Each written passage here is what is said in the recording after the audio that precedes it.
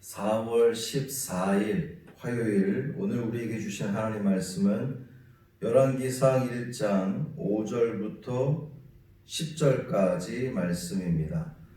구약성경 507조 열왕기상 1장 5절부터 10절까지 말씀입니다. 함께 봉독합니다. 그때에 핫깃의 아들 아도니아가 스스로 높여서 이르기를 내가 왕이 되리라 하고 자기를 위하여 병거와 기병과 호위병 50명을 준비하니 그는 압살롬 다음에 태어난 자요 용모가 심히 준수한 자라. 그의 아버지가 내가 어찌하여 그리하였느냐고 하는 말로 한 번도 그를 섭섭하게 한 일이 없었더라. 아도니아가 수루야의 아들 요압과 제사장 아비아달과 모의하니 그들이 따르고 도우나 제사장 사독과 여호야다의 아들 브나야와 선지자 나단과 시므이와 레이와 다윗의 용사들은 아도니아와 같이 하지 아니하였더라. 아도니아가 에느로겔 근방 소헬렛 바위 곁에서 양과 소와 살찐 송아지를 잡고 왕자 곧 자기의 모든 동생과 왕이 신하된 유다 모든 사람을 다 청하였으나 선지자 나단과 브나야와 용사들과 자기 동생 솔로몬은 청하지 아니하였더라. 아멘. 이 말씀은 하나님 말씀입니다. 오늘 하루의 삶도 주님과 동행하셔서 승리하는 복 있는 삶이 되기를 주님의 이름으로 축원합니다. 어제의 말씀에서 다윗이 노새했다 이런 이야기를 했습니다. 그리고 오늘 본문에서는 다윗이 노새하여서 국정을 장악하지 못한 결과 다윗의 넷째 아들인 아도니아가 반란을 모의하고 또 이제 왕이 되려고 하는 그런 시도를 하는 그런 사실들을 다루고 있어요. 아도니아의 이 이름은요, 아도나이라고 하는 그 주님이라고 하는 뜻과 그리고 야훼 하나님. 그래서 야훼 하나님은 여호와는 나의 주님이라고 하는 뜻입니다. 아도니아. 그만큼 다윗이 아들이 신앙 안에서 커주기를 바라는 그러한 마음으로 지어준 이름이었는데 그는 이름값 하지 못한 그러한 사람이었습니다. 결론적으로 말이죠. 그는 다윗의 넷째 아들로 태어났습니다. 첫째 아들인 암논이 그 이복 동생인 다말을 욕보인 까닭에 압살롬이 죽였죠. 그리고 둘째에 대한 기사는 그가 별로 이 정치에 관심이 없었던 건지 하여튼 그에 대한 기사는 없습니다. 셋째가 압살롬인데 반역을 일으켰다가 결국 죽임당했죠. 헤브론에서 태어난 이 넷째 아도니아, 이제 누가 봐도 그냥 일반적인 생각으로 보면 다음 왕위를 이을 사람이 아도니아 이렇게 생각이 됐을 수도 있습니다. 다윗이 노새하여서 후계자를 명확하게 차라리 아도니아다 아니면 그가 마음에 품고 있던 솔로몬이다 이렇게 명확하게 했어야 하는데 그렇게 하지 못한 그때에, 오늘 본문 시작이 그때에 이렇게 시작하고 있습니다. 왕위 계승 가능성이 가장 큰 아도니아가 스스로 왕권에 대한 야심을 노골적으로 드러냈죠. 이게 한편으로는 다윗의 실수이기도 하고 또 다른 한편으로는 아도니아의 야심이 불러온 그릇된 결과가 아닐까 이렇게 생각이 됩니다. 사실 하나님의 뜻에 따라서 솔로몬을 왕위 계승자로 이렇게 생각했던 다윗이었는데 이 아도니아는 하나님의 부르심이나 은택 없이 아주 지극히 인간적인 방법으로 왕위에 오르려고 했던 그런 모습을 보여주고 있어요. 오늘 본문 5절에 보면 스스로 높여서 이르기를, 이 표현을 통해서 그가 왕위에 오르고자 하는 것은 어떤 하나님의 뜻이 담겨 있는 것이 아니라 자기 스스로 그런 자기 욕심에 의한 행동이었다는 거죠. 6절에서 그가 압살롬 다음에 태어났음과 용모가 뛰어났음을 소개하고 있습니다. 그러니까 그는 어떤 그 장자로서의 권리 또 외모로 왕이 되려고 했던, 겉으로 드러나는 환경적인 그런 조건으로 왕이 되려고 했던 모습을 보여줍니다.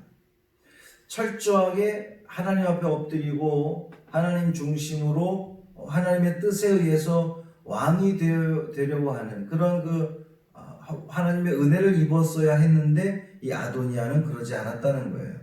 자신의 배경과 어떤 외모적인 그런 것에 대한 교만함이 그를 스스로 높이는 악수를 두게 하는 것이 아닌가 그렇게 보여집니다.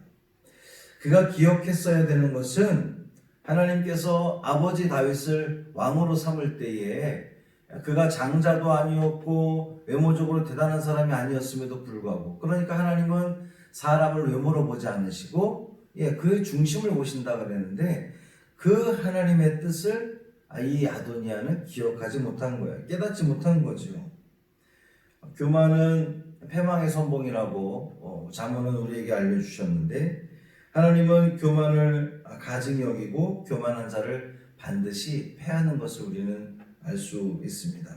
교만한 자는 스스로 높이는 자는 아무리 객관적으로 좋은 조건을 가지고 있다 할지라도 하나님께 인정받을 수 없습니다. 그는 하나님으로부터 쓰임받는 사람이 될 수 없다는 거예요.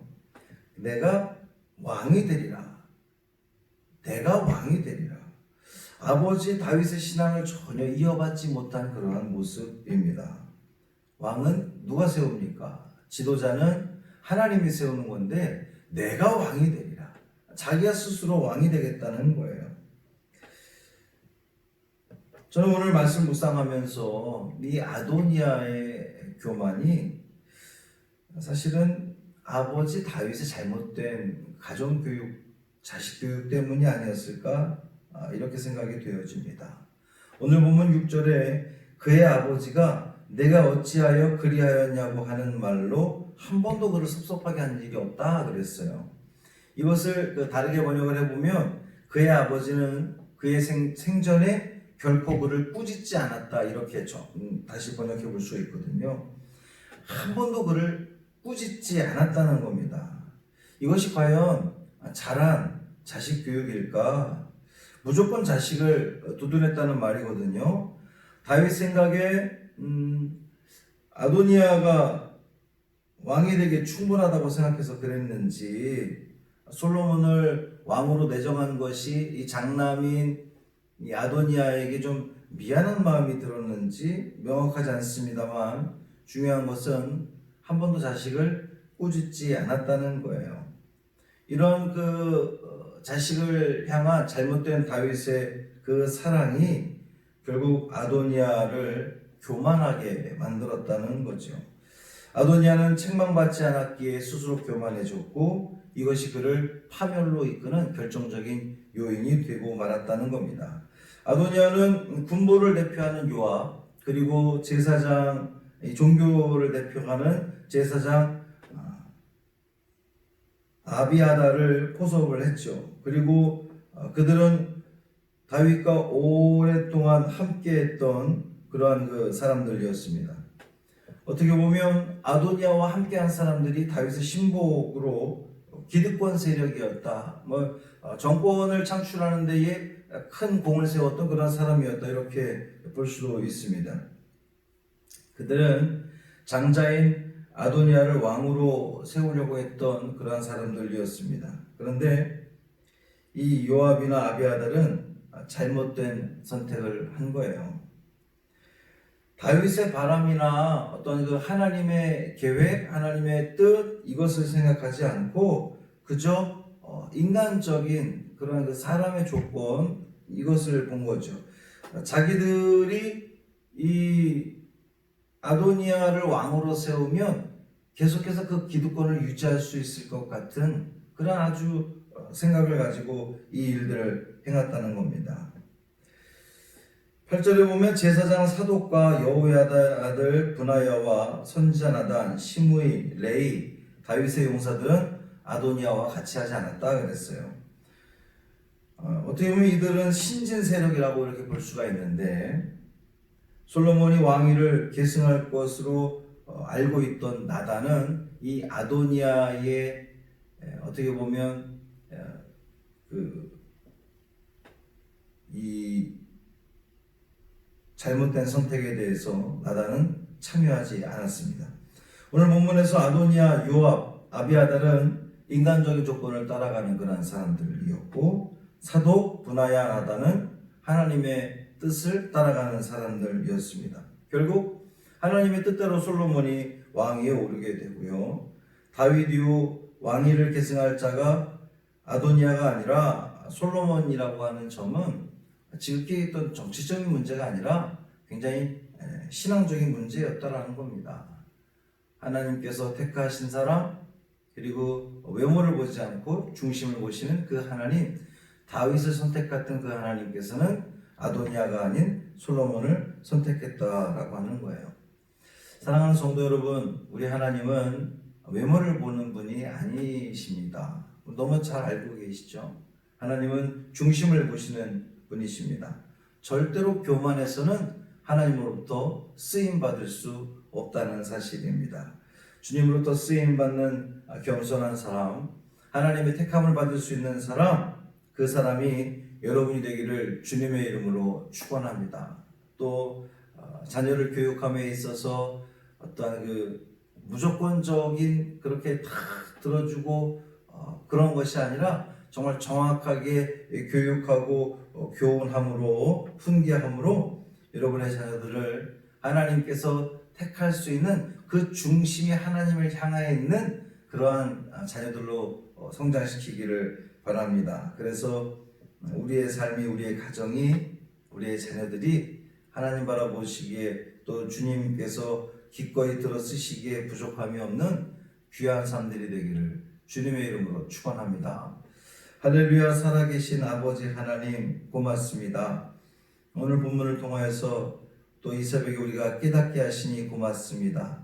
하나님, 인간적인 조건을 주님은 보시는 것이 아니라 그의 중심을 보신다고 하나님의 계획된 대로 행하시는 것을 우리는 다시 한번 깨닫게 됩니다. 주님 뜻에 순종하며 나아가는 우리가 되게 하여 주옵시고 우리의 중심이 언제나 하나님을 향할 수 있도록 은총 더하여 주옵소서. 우리가 자녀를 교육함에 있어서도 정말 지혜롭게 또 정말 진심으로 진정 어린 사랑으로 훈계하며 가르치며 교육함으로 그 자녀들의 중심이 하나님을 향할 수 있도록 이끌 수 있는, 그래서 그 길을 하나님께서 인도하는 놀라운 은혜가 있기를 간절히 소망합니다.